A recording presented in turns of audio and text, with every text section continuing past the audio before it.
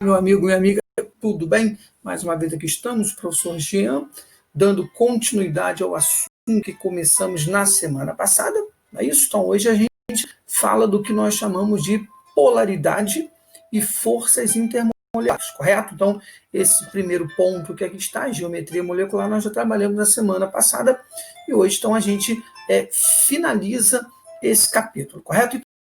Então, polaridade de ligações e de moléculas. Então, vamos lá. Primeiro, imagine você que eu tenha uma ligação que vai acontecer entre o hidrogênio e o cloro. Então, inicialmente, mais uma vez, eu peço para que você deixe aí por perto uma tabela periódica, porque a gente vai precisar consultar principalmente a questão da eletronegatividade, correto? Então, busque aí na sua tabelinha periódica a posição do hidrogênio e a posição do cloro. Então, você vai concluir que o cloro possui uma eletronegatividade maior. Então, coloquei para você aqui, cloro é mais eletronegativo do que o hidrogênio. Beleza. Então, quando o cloro vai formar uma ligação química com o hidrogênio, observe aqui do lado o que vai acontecer. Então, vamos lá? Olha aí, o hidrogênio se aproxima do cloro, forma-se um par de elétrons, esse par de elétrons é o que a gente chamou de ligação do tipo covalente, mas perceba que o par de elétrons é maior do que o do hidrogênio. A gente diz que o cloro ele tem uma força de atração maior do que o hidrogênio.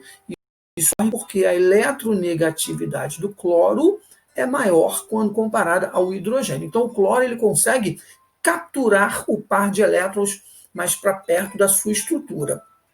Com isso, surge nesse conjunto HCl uma polaridade, ou seja, a gente diz aqui que o hidrogênio ele fica parcialmente positivo e o cloro fica parcialmente negativo. Então, esse parcialmente negativo aqui é fácil de você entender. Isso ocorre exatamente porque o cloro puxou o par de elétrons mais para próximo aí da sua estrutura. E o outro lado da molécula, digamos assim, que o hidrogênio, a carga então seria uma carga aparente positiva. Então, esse modelo que aí se encontra, a gente vai ter uma ligação do tipo polar. Polar, ou seja, com polaridade, tá certo? Então, eu coloquei aqui embaixo que a ligação entre o cloro e o hidrogênio é uma ligação do tipo polar. Tudo bem? Bem, agora imagine que vai formar uma ligação química com outro átomo de hidrogênio. Então, você já consegue perceber com tranquilidade porque estamos falando de um único elemento químico e a eletronegatividade é a mesma. Tá certo? Então, observe na sua telinha o que ocorre quando o hidrogênio forma a ligação com outro átomo de hidrogênio.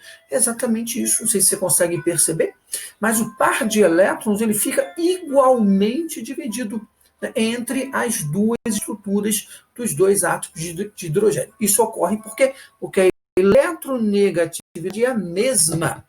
Nesses casos, a gente diz que a ligação ela é apolar, ou seja, não o que ocorreu com o nosso HCl, né? Positivo e negativo. Aqui não tem isso, porque o par de elétrons fica igualmente dividido entre os dois elementos, dois átomos, melhor dizendo.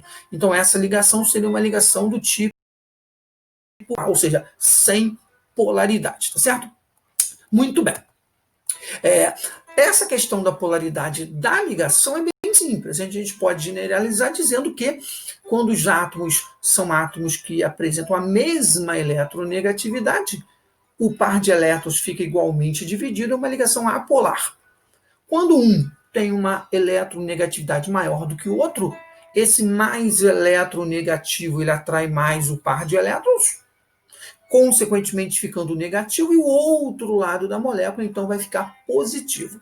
Tudo tranquilo. Agora, eu preciso também entender o que ocorre com a polaridade das moléculas. E para entender a polaridade das moléculas, eu tenho que entender a polaridade da ligação e conhecer um pouco mais sobre geometria molecular, assunto que nós trabalhamos no encontro anterior. Então, eu coloquei aqui em cima para você que a polaridade de uma molécula que possui mais de 2 átomos é expressa pelo chamado vetor momento de dipolo resultante. Que coisa linda! Isso você estuda lá na física, né? Esses conceitos de vetor resultante, você aprende em física, a gente aqui faz um pouco de uso, né? A gente vai usar um pouquinho desses conceitos aí de vetor resultante. Eu vou colocar aqui embaixo para você o seguinte: se esse vetor for nulo, ou seja, se o vetor resultante for igual a zero, eu digo que a minha molécula é apolar. Okay? Agora, se esse vetor resultante for diferente de zero, a minha molécula então será polar. Para você entender o que vai acontecer, observe esses dois modelinhos que eu coloquei para você aqui. Primeiro modelo, eu fiz uso aqui exatamente de uma molécula orgânica, tá certo? O nosso fluoreto de boro. E aqui ao lado eu coloquei um esquema, um modelo físico, né, para que você tenha aí as duas visões. Primeiro vamos começar aqui o modelo físico. Então imagine você que essa flecha vermelha aqui seja uma força, aquela mesma força que você estuda lá em física. Observe que o sentido e direção, né, dessa flecha vermelha, então imagine que você faça aqui uma força, né, para esse sentido, essa direção, e aqui um outro camarada, um outro amiguinho seu, faça uma força nessa direçãozinha aqui. Não importa se essas forças são iguais ou diferentes. Eu te pergunto, essas forças se anulam? A resposta é não. Nesse caso, vai existir um chamado vetor resultante diferente de zero. Esse vetor resultante ele é dado exatamente por essa flecha amarela que aqui se encontra. Então, imagine que você amarre aqui, nesse pontozinho aqui, você amarra uma carga, né, uma massa, um corpo qualquer de uma massa qualquer. Né? Aí você puxa nessa direção, nesse sentido, o seu outro amiguinho puxa a direção nesse sentido, esse corpinho ele se movimenta, correto? De acordo com essa flecha amarela que aqui está, que é o que a gente chama de vetor resultante. Então, nesse caso, quando o vetor resultante é diferente de zero, eu vou dizer que a minha molécula é uma molécula polar. Agora, como é que eu pego esse conceito e aplico na molécula? Então, vamos para a figura da esquerda, que é exatamente uma figura aí de uma substância química. Então, imagine agora que o elemento boro, correto? Ao centro da minha molécula, certo? Eu tenho aqui 3 átomos do elemento flúor. O flúor, sabemos disso, ele é mais polar do que o boro. Então, imagine que aqui, quando você está vendo aqui uma ligação entre boro e flúor, você tenha exatamente uma força, né, nessa direção, nesse sentido. Aqui para baixo, uma outra força nessa direção, nesse sentido, para fora da molécula.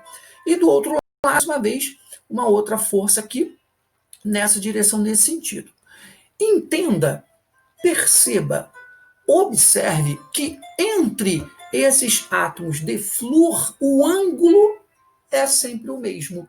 Nós olhamos esse tipo de geometria molecular, você vai lá dar uma olhadinha no vídeo da aula passada, e essa geometria nós chamamos de molécula trigonal. Na molécula trigonal, o ângulo, né, entre esses elementos periféricos é sempre o mesmo, é um ângulo de 120 graus. Então, aqui entre esse flúor de cima, os dois flúor de cima, o ângulo é de 120 graus. Entre esse aqui de cima e esse de baixo, o ângulo é de 120. E entre esse de baixo e esse outro da direita, o ângulo é de 120. Então, quando isso ocorre, meu amiguinho, dá uma olhada lá nos conceitos de física, o vetor resultante é igual a zero. Ok? Por quê? Porque as forças elas estão organizadas de forma que o ângulo ele faz com que isso ocorra, né? O vetor resultante, nesse caso, o vetor resultante é diferente de zero. O resultante igual a zero, tá? Eu não vou entrar muito em detalhes de vetor resultante, porque nosso vídeo vai ficar um vídeo muito longo. Então, você vai lá, dá uma olhadinha lá nas suas anotações que fala lá de vetor resultante. Eu vou precisar desse conceito, ok? Então, entenda que nesse primeiro modelo aqui, à sua esquerda, o vetor resultante é igual a zero, tá certo? E no sistema da direita, o vetor resultante é diferente de zero. Então, mais uma vez, quando o vetor resultante é igual a zero, a molécula é uma molécula apolar. Quando o vetor resultante é diferente de zero, a molécula é uma molécula polar. Em sala, muitas vezes, o aluno ele questiona, professor, mas a ligação entre o boro e o flúor é uma ligação apolar? Não, não. A ligação entre o boro e o flúor é uma ligação polar. Só que essas ligações estão organizadas de forma que o vetor resultante é igual a zero. Correto? Então, apolar e polar. Vamos pegando um outro caso de uma outra molécula aqui para vocês. Uma outra situação. Imagine a nossa famosa molécula do gás carbônico CO2. CO2 sabemos, estudamos, demos esse exemplo lá no encontro passado, uma molécula linear. Então, eu tenho aqui no meio da molécula, elemento central, o nosso elemento carbono. À esquerda eu tenho um átomo de oxigênio, mais eletronegativo, então o oxigênio ele puxa os elétrons para ele, ok? Do outro lado eu tenho um outro oxigênio que também vai puxar os elétrons para ele. E aí, meu amiguinho, como o ângulo de ligação aqui entre esse oxigênio e o outro oxigênio é um ângulo de 180 graus, mais uma vez, nesse caso, o vetor resultante é igual a zero. Né, porque a força que é exercida aqui para a esquerda, ela se anula com a força que vai para a direita. Então, essa molécula, tendo vetor resultante igual a zero, é uma molécula apolar. Correto? Fixe bem essa ideia. Ângulo, vetor resultante igual a zero, molécula apolar. Vetor resultante diferente de zero, molécula polar. Correto? Para você ter mais, eu coloquei para você na questão do vetor resultante, coloquei aqui embaixo, a molécula do CO2 é uma molécula apolar. Muito bem. Agora vamos analisar o que ocorre com a molécula da água. A molécula da água, lá no encontro passado, chamamos isso aí de molécula angular. Correto? Tem um ângulozinho aqui, ponta dos elétrons disponíveis aqui em cima do oxigênio, eles empurram os hidrogênios para baixo. Então, essa molécula é uma molécula angular. E aí, mais uma vez, eu tenho aqui o hidrogênio ligando o seu oxigênio, um outro hidrogênio também com uma ligação com o oxigênio. Eu coloquei a resultante das forças, tal do Mi, é diferente de zero. Da mesma forma que ocorreu lá com aquele desenho que nós colocamos no primeiro slide, as forças, nesse caso, elas não se anulam. Ah, Jean, por que você colocou aqui a força voltada para cima? Que como o oxigênio ele é o mais eletronegativo, é ele que puxa os elétrons. Mas isso pouco importa. O que importa mesmo é você analisar se o vetor resultante é zero ou diferente de zero. E nesse caso, vou colocar aqui para você um desenho, um esquemazinho físico, né? O vetor resultante ele daria nesse sentido e nessa direção. Então, toda vez que o vetor resultante for diferente de zero, a molécula é dita molécula polar, com polos. Uma parte da molécula vai ser positiva e a outra parte da molécula será negativa, correto? Muito bem. Vamos para um primeiro exercíciozinho. Coloquei para você, FUVEST São Paulo, a figura mostra modelos de algumas moléculas com ligações covalentes entre os seus átomos. Não importa saber quais são os átomos. O que a gente precisa que você entenda é o seguinte, por exemplo, aqui nessa molécula da direita, eu tenho aqui um átomo verde e um átomo cinza. Então, isso significa dizer que são elementos diferentes. Nesse meu primeiro modelo aqui na letra A, eu coloquei todo mundo em cinza, mas você consegue perceber que um é maior, então, formar que era maior, é um átomo diferente dos demais. Então, eu preciso analisar os elementos que formam, né, a minha substância, a minha molécula, e, principalmente, o ângulo de ligação, ou seja, a geometria molecular da minha molécula. Então, aqui eu tenho, vamos deixar isso aqui de lado um pouquinho, olha a letra B. A letra B eu já tenho aqui uma molécula linear, né, os dois caras das periferias da molécula, da extremidade da molécula, são átomos iguais. Correto? Isso significa dizer que o vetor resultante, nesse caso, é igual a zero. A força que um faz para um lado anula com a que faz para o outro. Então, a substância B de bola, eu já tenho uma substância A. Na substância C, muito se assemelha ao que a gente acabou de analisar com a molécula da água, o vetor resultante aqui é diferente de zero. Exatamente porque essa molécula agora é uma molécula angular, né? Ela tem um formato de V de cabeça para baixo. Então, toda vez que a molécula tiver esse formato angular, ela vai ser uma molécula polar. Eu consigo generalizar. Tá? Então, sempre que isso acontecer, a minha molécula, sempre que você estiver diante de uma molécula angular, essa molécula sempre será uma molécula polar. Certo? Na letra D de dado, nós já analisamos, né? São dois elementos distintos. Possivelmente um vai ter uma eletronegatividade maior do que o outro. Então, essa molécula também é uma molécula polar. Já nesse aqui da letra A, essa geometria, se dá uma olhadinha lá no que nós colocamos no slide anterior, na aula anterior, isso é uma molécula tetraédrica.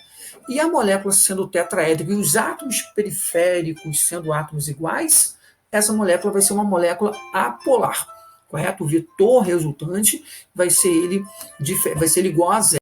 Então, na primeira molécula, a molécula A, é uma molécula tetraédrica com vetor resultante igual a zero, consequentemente uma molécula apolar. Continuando o exercício, coloquei assim, analise a polaridade dessas moléculas, sabendo que tal propriedade depende da diferença de eletronegatividade, claro, entre os átomos que estão diretamente ligados. Nas moléculas apresentadas, átomos de elementos diferentes têm eletronegatividades diferentes, e depende também da chamada geometria molecular. Né? Então, isso nós já trabalhamos na semana passada.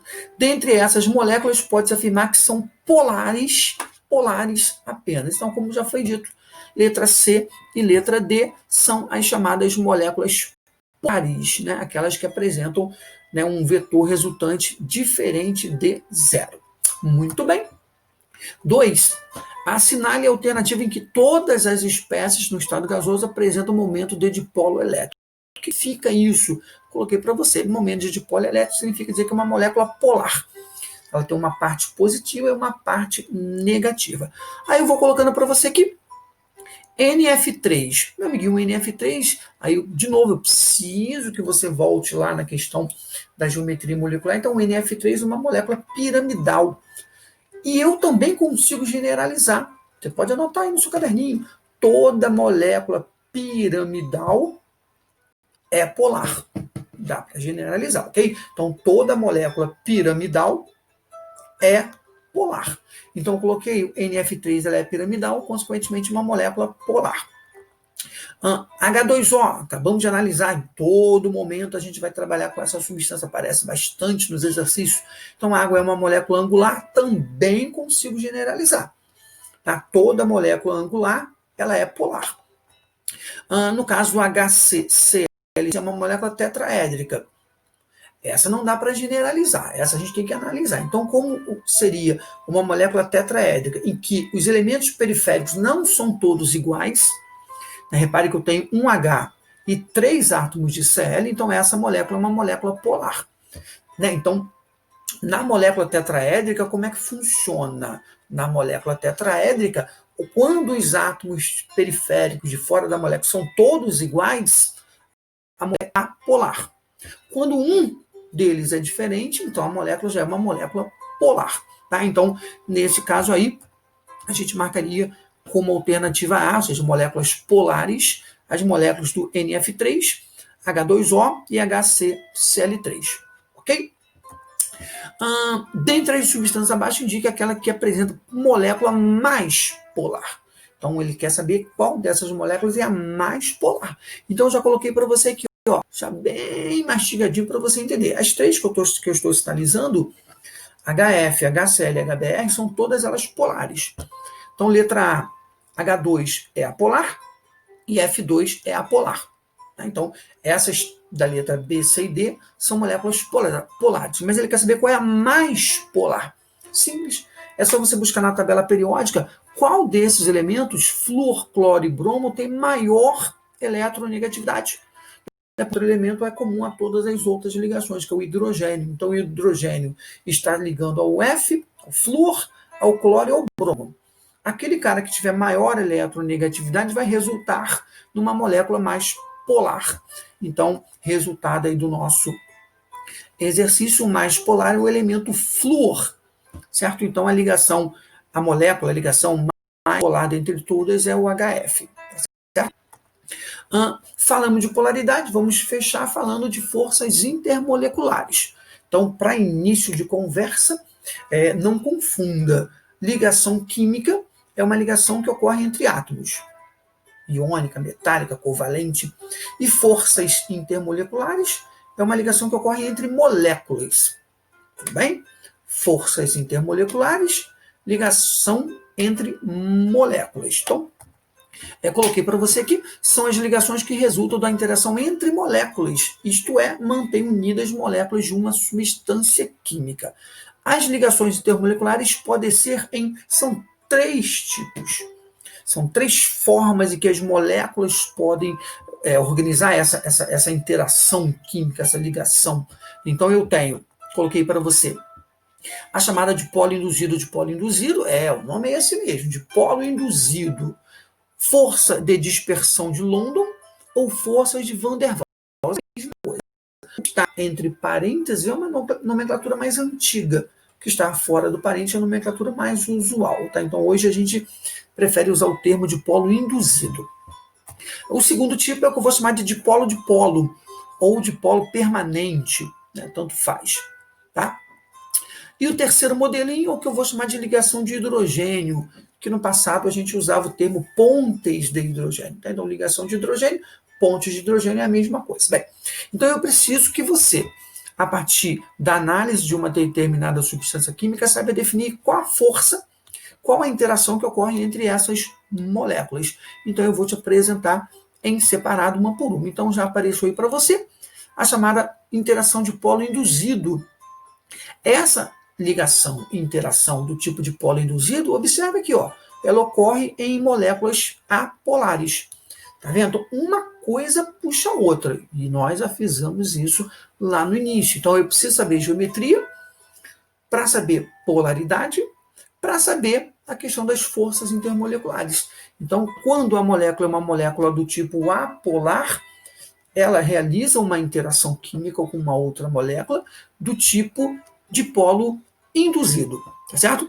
Coloquei para você aqui, nas moléculas apolares, uma nuvem de elétrons se encontra em constante movimento. Então, isso, só precisa que você entenda isso. Toda vez que eu te oferecer uma molécula que seja uma molécula apolar, certo? A interação que vai existir entre essas moléculas é uma interação do tipo de polo induzido, certo?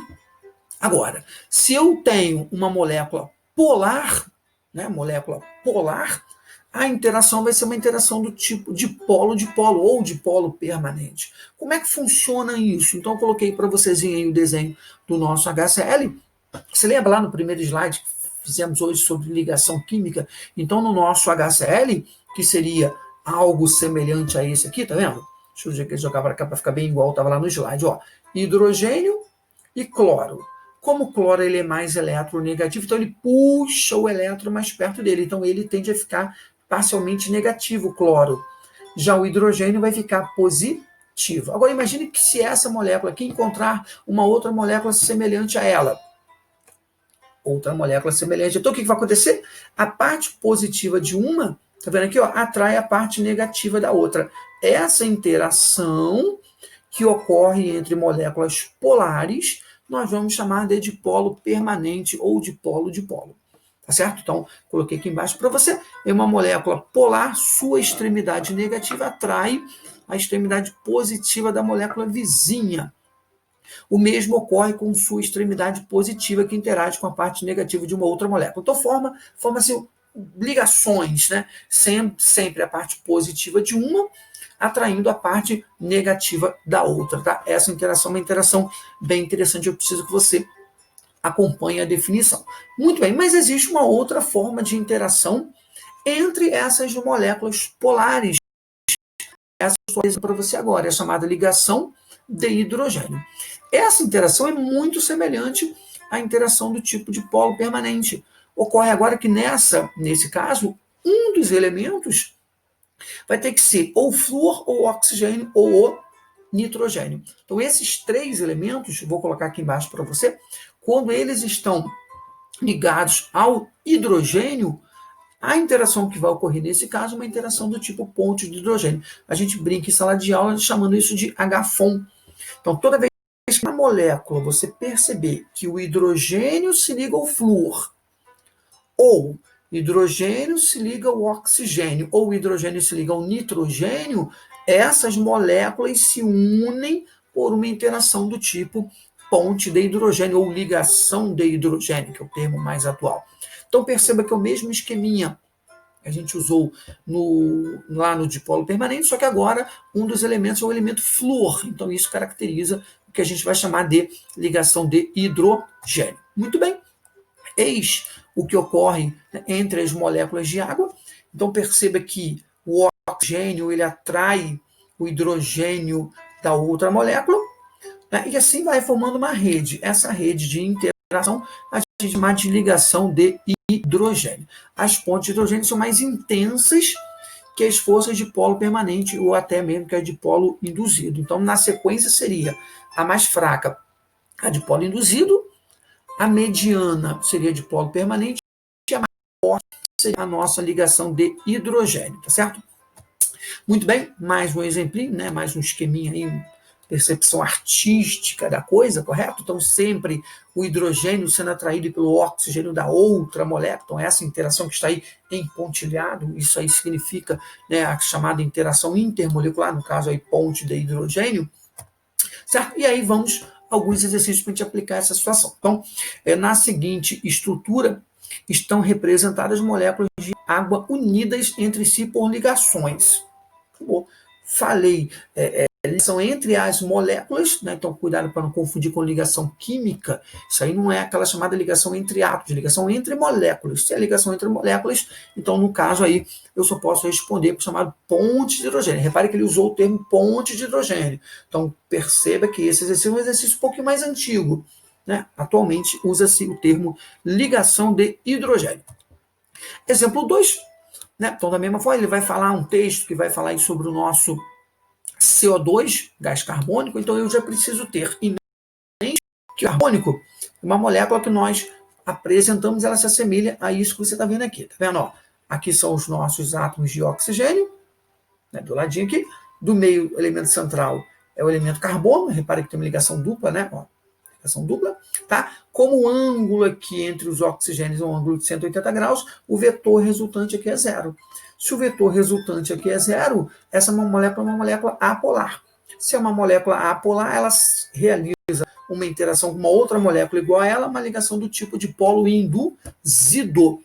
E aí o gabarito da nossa questão fica lá, interação de Van der Waals, ponte de hidrogênio e ponte de hidrogênio. Esqueci também de me referir, olhar aqui no texto, além de comentar o que ocorre com o CO2, que é o gás carbônico, ele também vai falar de interações que ocorrem. Vamos terminar aqui. Ó. O CO2 no estado sólido passa diretamente para o estado gasoso em condições ambientes. Por outro lado, o gelo comum nada mais é do que água. Então ele diz que o gelo comum derrete nas mesmas condições em água líquida, a qual essa água líquida passa posteriormente para a água no estado gasoso. Então são interações que ocorrem no gelo seco, que é basicamente gás carbônico, molécula apolar. Então interações do tipo de polo induzido. Lá no gabarito ele usou o termo Van der Waals, que é um termo mais antigo. Tá? E as outras duas alterações ocorrem com o gelo, que é água comum. Então, uma molécula polar com o hidrogênio ligado ao oxigênio, então o que vai ocorrer é uma interação do tipo ponte de hidrogênio. Está vendo aqui? Ó, o oxigênio de uma molécula ele vai atrair o hidrogênio da outra. Essas interações a gente chama então de ligações ou ponte de hidrogênio. Muito bem.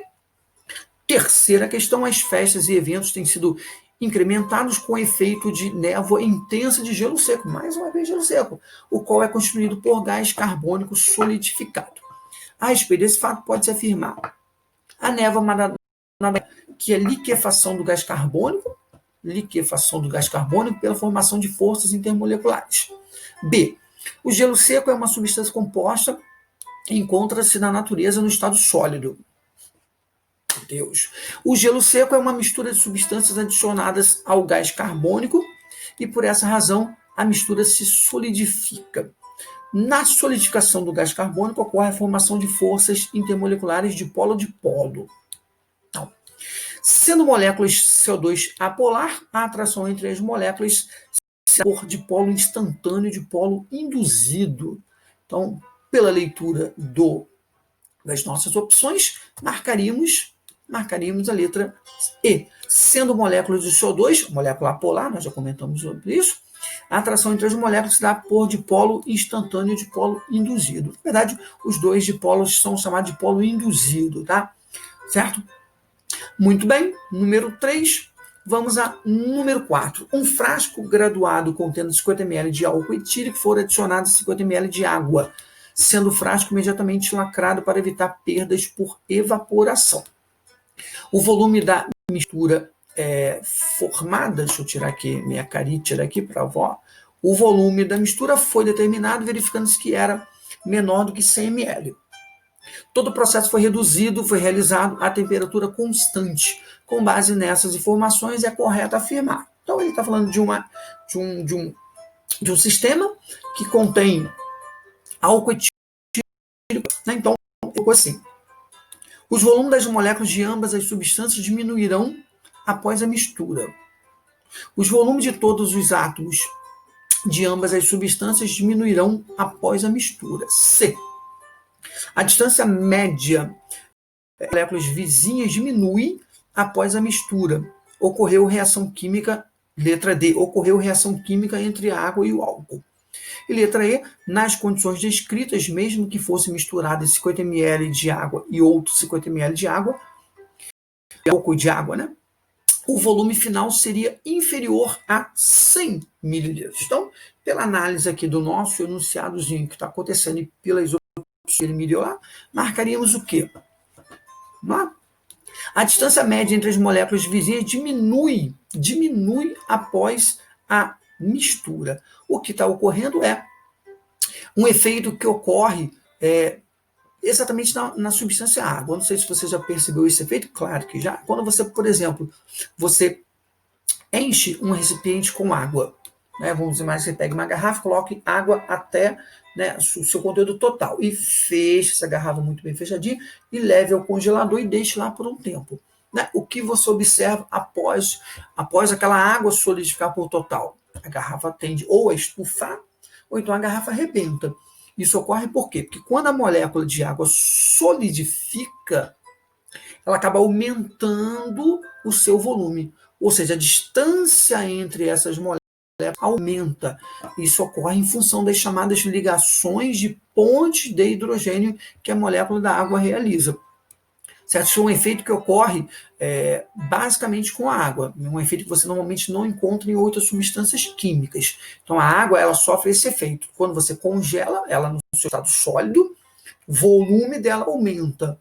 Se o volume dela aumenta, a densidade diminui. Lembra a questão da densidade lá em física? Densidade é igual massa por volume. Então, quando você aumenta o volume, a densidade da substância diminui. Então, a letra C, a distância média entre moléculas vizinhas diminui após a mistura. Meu querido, esse seria o nosso último exemplo do dia de hoje. Então, me despeço mais uma vez, agradecendo a sua participação. Com isso, a gente fecha um ciclo, né, que começou lá em ligações químicas, ligação iônica, ligação covalente. Falamos de geometria molecular e hoje, então, a gente falou de polaridade da molécula e da ligação. Falamos ainda da questão das forças intermoleculares e fechamos isso aí com alguns exemplos. Espero que você tenha acompanhado até aqui, que tudo esteja bem claro na sua cabecinha.